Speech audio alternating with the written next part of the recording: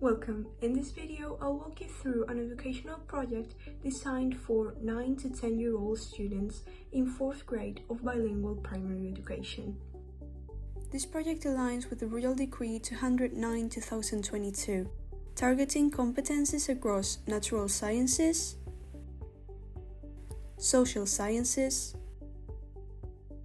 language and literature,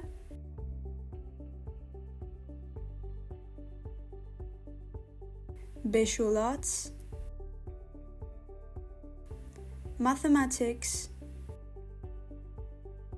and educational deepening.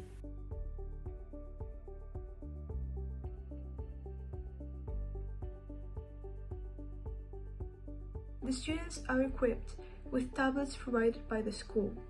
They are creative, kinesthetic learners who thrive in collaborative settings. Moving on to the development of the project itself. The first step of this project's making was asking an AI to help us. In my case, I asked ChatGPT. The prompt I gave ChatGPT consisted on the characteristics of my students, the criteria I selected from the curriculum, and some instructions from the PDF of the final exam.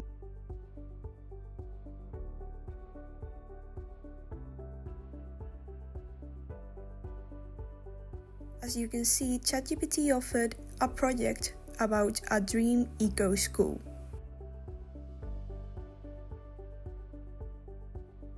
Even though the AI gave me everything I asked for, I still changed some things.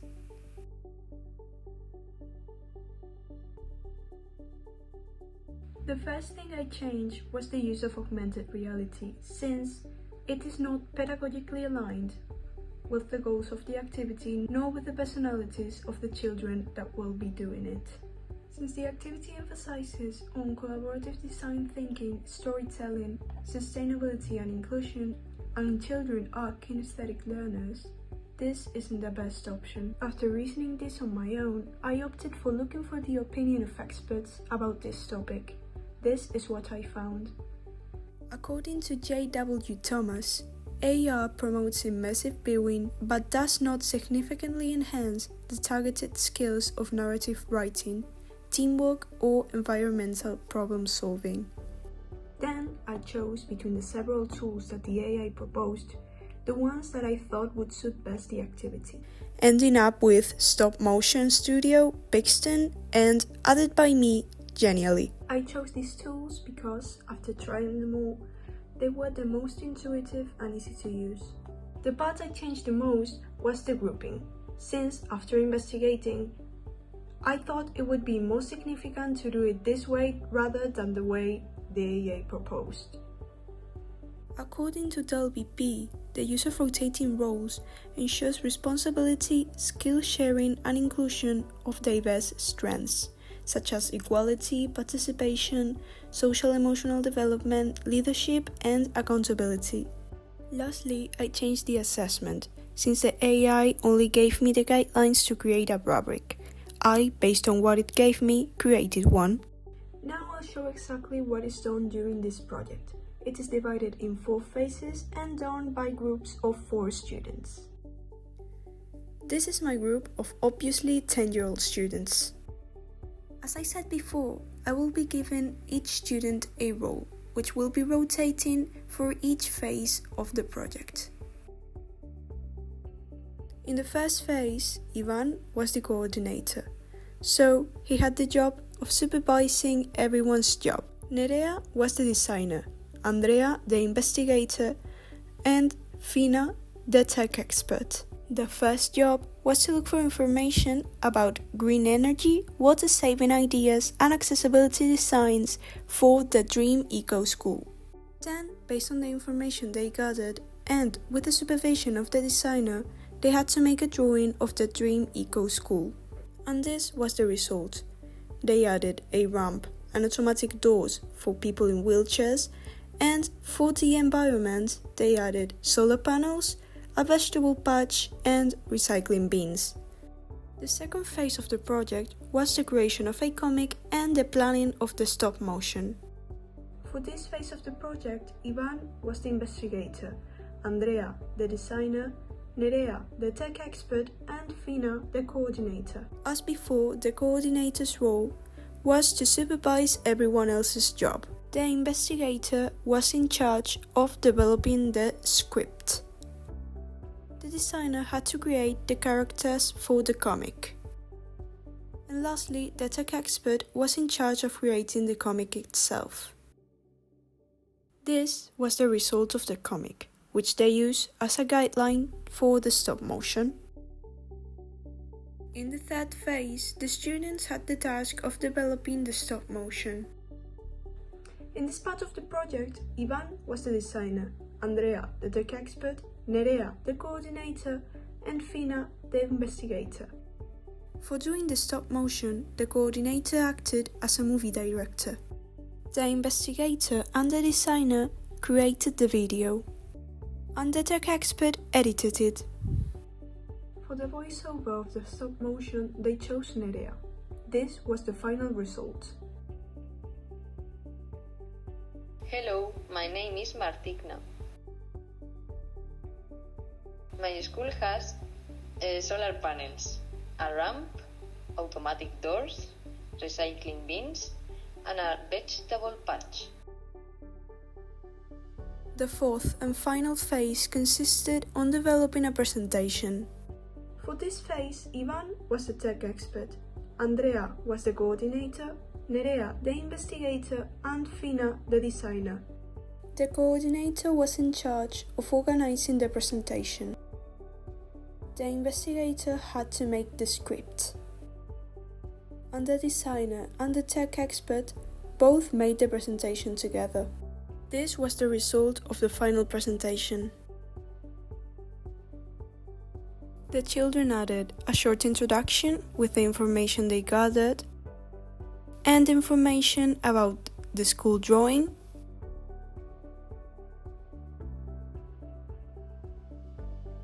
the comic,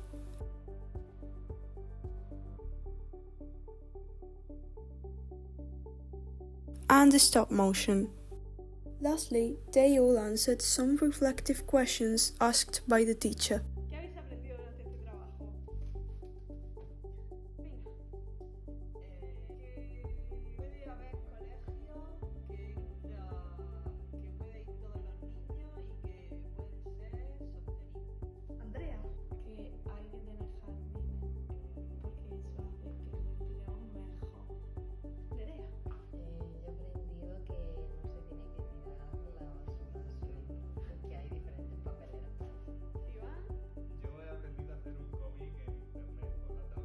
The three digital tools that I used in this activity are Stop Motion Studio, Pixton, and Genially. I am going to address both the added value of these three tools and of the tablets. Then I'll talk about the benefits of them as a whole.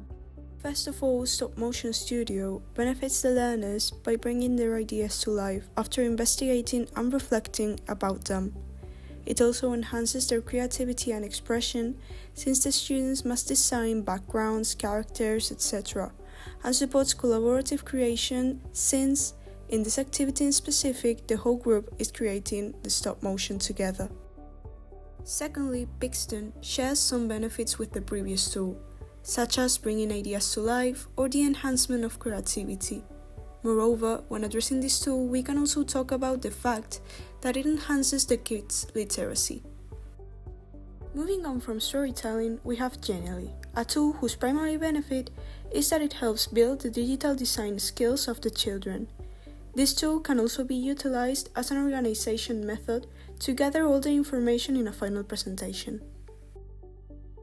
The tablet's main benefit is to foster digital autonomy, since the students will use them to navigate between the three previous tools. Also, since every child is provided one at the beginning of the school year, meaning that they will have them while doing this activity, we ensure that everyone has equal access to each and every one of these tools. Last but not least, the main cross-tool benefit is the development of digital literacy, since by using different platforms, students will gain practical skills in navigating, evaluating, and creating with technology.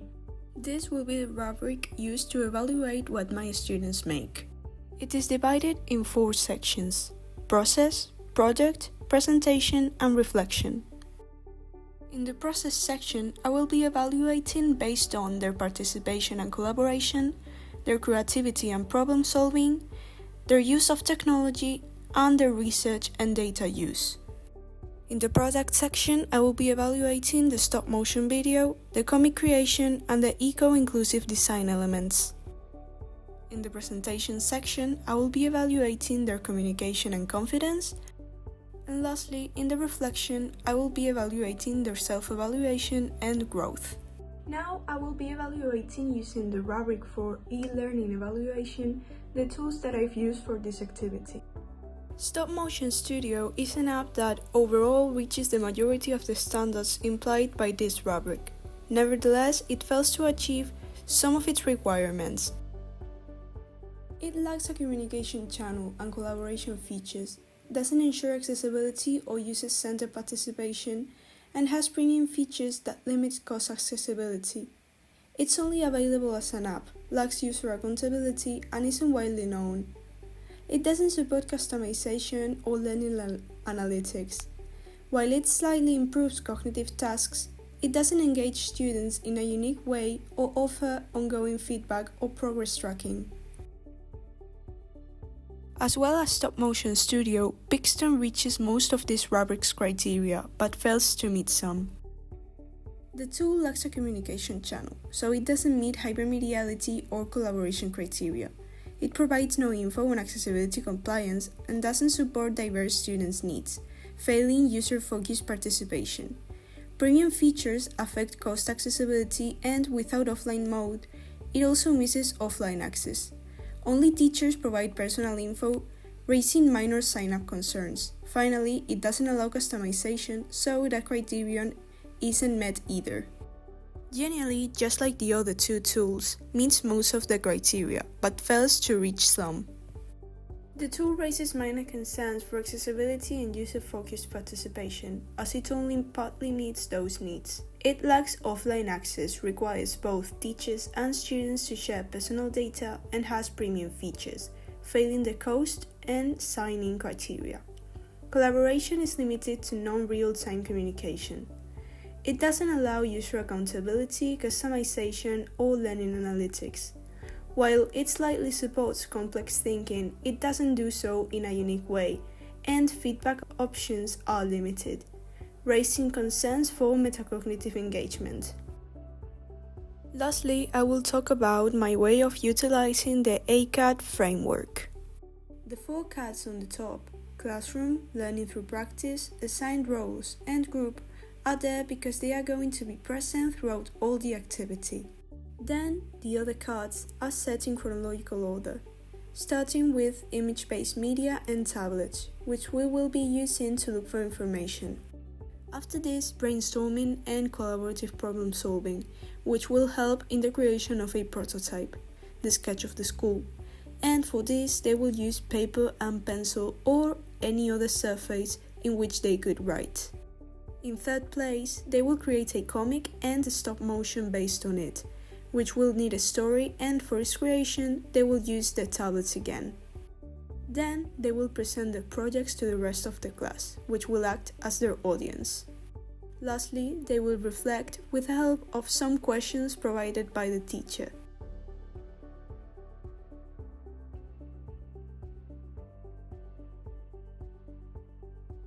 I could use the TPAC framework to plan a lesson on the water cycle. For example, I might combine an interactive video with group drawing and storytelling activities. The video would help students visualize the stages, while the drawing and the stop motion would help them express their understanding. TPAD would guide me to make sure the technology supports both the science content and age-appropriate teaching strategies. I could apply constructivism by planning a math lesson where students explore measurement by designing their own paper playgrounds. Instead of just telling them how to measure, I let them experiment with rulers, compare lengths, and reflect on what worked. This way, they build their own understanding through hands-on experiences, rather than simply listening to explanations. I could support digital literacy by having students do a simple research project, like exploring animal habitats online. I would teach them how to find information on safe, child-friendly websites and compare sources.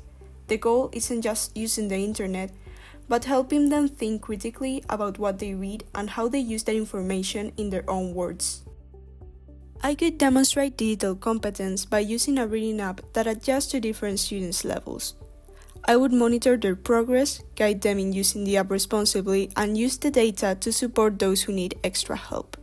This way, I'm not just using tech, I'm making sure it's ethical, inclusive, and adapted to each learner's needs.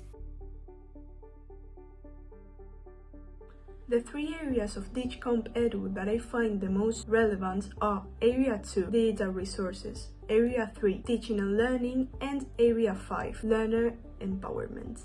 Area 2, Digital Resources, is divided in finding and selecting digital resources, creating and modifying digital resources, and protecting, managing, and comparing digital resources.